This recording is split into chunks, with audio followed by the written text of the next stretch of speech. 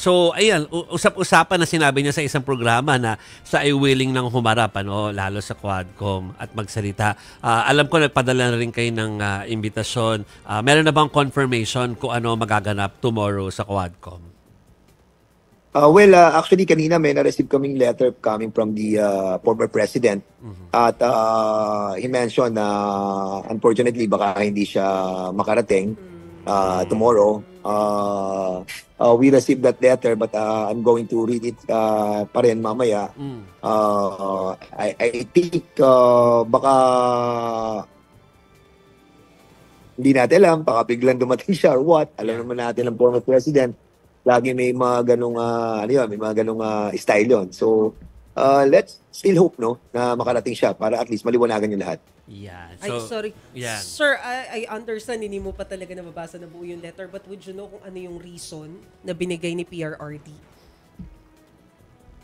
Hindi ko pa siya talagang nabasa yung full, Nakita ko lang yung letterhead na parang nag-excuse siya. And then suddenly kasi may mga tumawag so I was able to read it. But medyo 2 pages siya. So hindi ko nakita lahat. Okay, Kong Dan, as a follow-up, so yun na nga po, so nag-regrets na ang dating Pangulo for tomorrow at least. So tomorrow, ano po ang magiging highlight? Linggo-linggo, meron tayo inaasahang highlight sa Quadcom. So tomorrow, ano kaya ang pwedeng asahan ng mga talagang nagsusubaybay na ng Quadcom, linggo-linggo?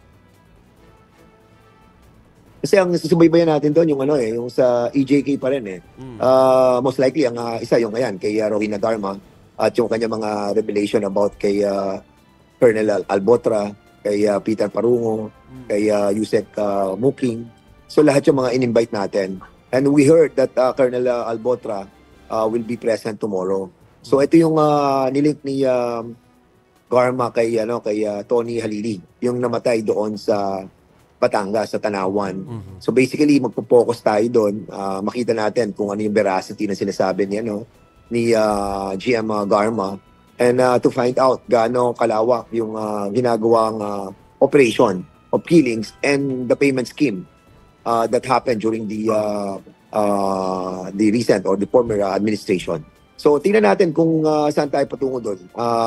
Malalim yan at hopefully makarating din si Leonardo. We have invited him over also. Yeah. So pati na sila, I think we have invited again sila Santi Mendoza, yung grupo na nagsabi tungkol sa pagpatay kay Balayuga.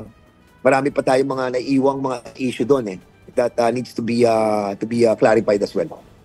Sir, I understand, sabi mo nga kanina, bagamat merong letter na regrets itong si PRRD, hindi natin inaalis yung possibility na baka mamaya biglang mabago yung isip niya, dumating siya dyan.